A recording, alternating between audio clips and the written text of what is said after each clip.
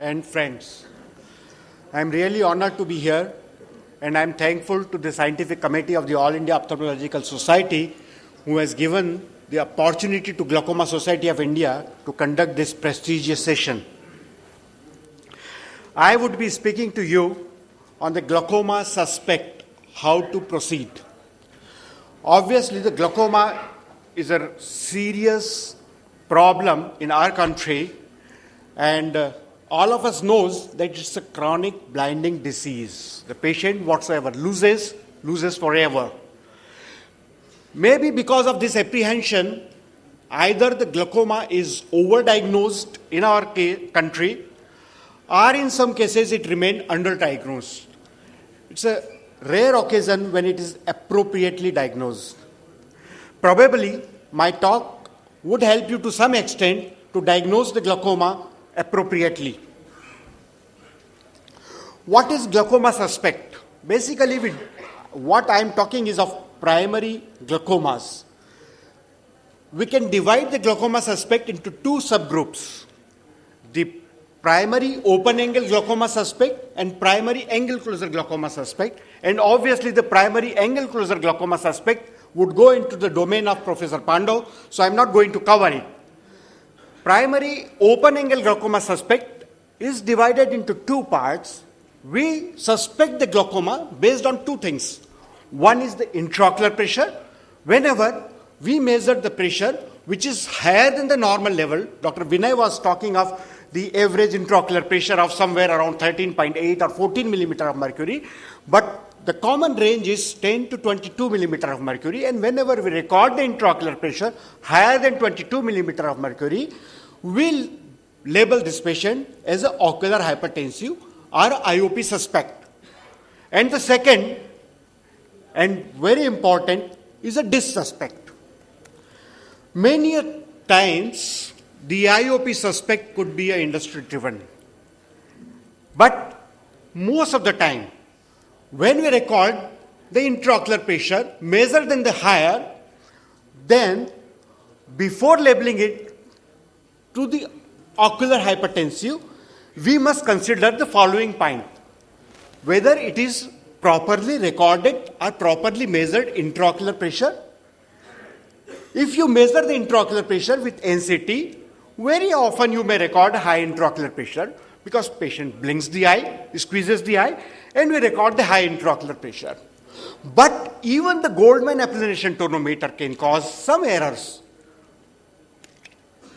The most important, you record the intraocular pressure twice. The first pressure is always higher than the second intraocular pressure. That is one point. Second, if your Myers are too thin, then you may record high intraocular pressure. So before labeling a patient a true ocular hypertensive, we must consider this point. And number three, the CCT, the central corneal thickness. The Goldmann applanation tonometer is calibrated for the central corneal thickness of around 540 microns. If the cornea is thicker than that, then erroneously we record the high intraocular pressure. And obviously, if the patient is on steroid, whether knowingly or unknowingly, when I say unknowingly, maybe some patients are on some indigenous therapy, the homeopathy, Ayurveda, and so on and so forth, they may contain the steroid. Some patient may not tell you, but might be putting the steroid ointment or so for his skin condition. So we have to keep all these things in mind, and obviously the intermittent angle closure, which Professor Pandau is going to talk about. So the true definition of the ocular hypertension is that when the measured IOP is more than 22 millimeter of mercury, gonioscopically the angle is open, the disc obviously on clinical examination is healthy, and there is no visual field defect on the standard automated perimetry. And obviously we would like to know, and we want to know, the natural history of the ocular hypertension. And how we would know? So probably the best insight we got about the ocular hypertension is from the ocular hypertension treatment study. It was a prospective randomized control trial where there were two arms. One is the treated and another is the untreated. When you compare the untreated with the treated, then only you would come to know the natural history of the disease. And what did they found? On 7 years of follow-up, in the treated arm, approximately 4 to 5% patient progressed to glaucoma based on the criteria they have defined. And in the untreated arm, the 10% patient progressed to glaucoma. So obviously we can conclude that the treatment is beneficial. But to what extent? In preventing the 5% patients converting into glaucoma over a 5-year time or 7 years time. Does it mean that we have to treat all the patients having ocular hypertension? If yes, then probably we are putting enormous financial burden on the patients. And the patient would have to live with the disease throughout his life. He may not have the glaucoma. So, we have to define the number needed to treat to prevent blindness in 5 years, 10 years or 15 years time, and we have to bring the number needed to treat to very low level. And for that, we have to know the risk factor. And in this study, they have done the multiple post-hoc analysis and they have come out with various risk factors which are responsible for the conversion of the ocular hypertension into the primary open-angle glaucoma. The most important was the older age per decade. But it doesn't bother me. If the patient is of 80 years age, we know that the glaucoma is not a cancer which will kill the patient, which will blind the patients overnight. So if the 80 years of the patient had a mild to moderate glaucoma, or a 90-year-old patient has a mild to moderate glaucoma, it won't bother me. But younger is the patient, more is the risk. And that you have to be very careful. The large vertical CD ratio, that is very important. The higher intraocular pressure at the presentation, the thinner corneal thickness, not the thicker corneal thickness. In the thicker corneal thickness, you erroneously record the high intraocular pressure. The family history of glaucoma, the myopia, and other possible risk factors are the pseudoexfoliation and the pigmentary dispersion. You just look at this graph. If the higher is the presentation of the IOP and the thinner is the cornea is thinner, then there is a more risk for the development of the glaucoma.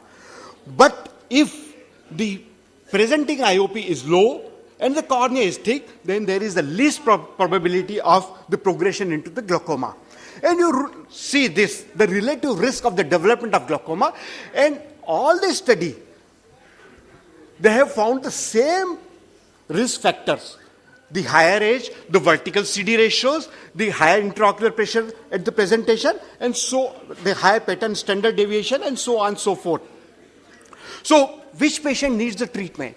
If the patient has an intraocular pressure higher than 30 millimeter of mercury, obviously needs the treatment. If the patient has an intraocular pressure of 25 millimeter of mercury, and there is a risk factor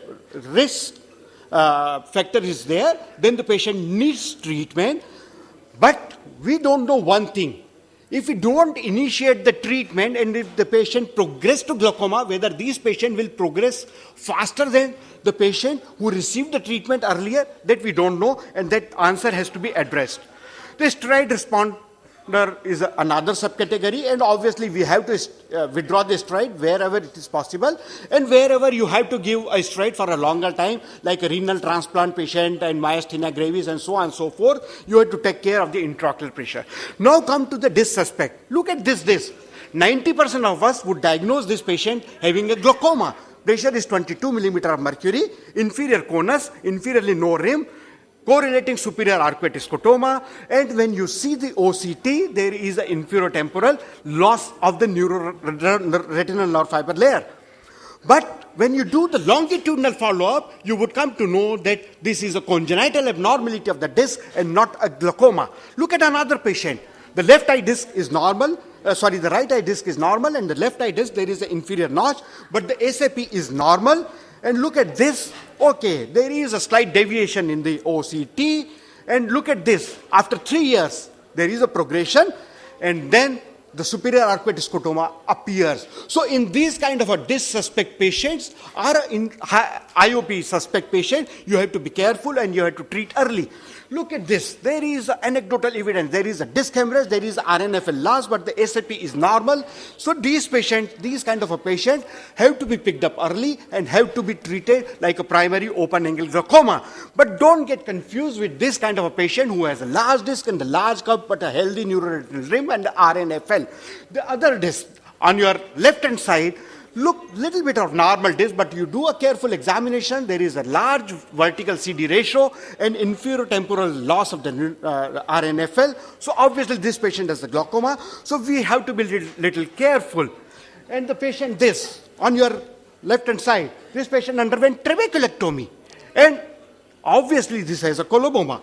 Look at this. It is very difficult to diagnose whether it's a glaucoma or not for any one of us. Only the vertical follow-up would tell us whether this patient has a glaucoma or not. So a careful clinical examination of the optic nerve and the RNFL would tell us whether this patient is a normal or abnormal. And then the vertical follow-up. And whenever you see that the patient is progressing, then only you have to initiate therapy, not just based on your observation in all the patients. Okay?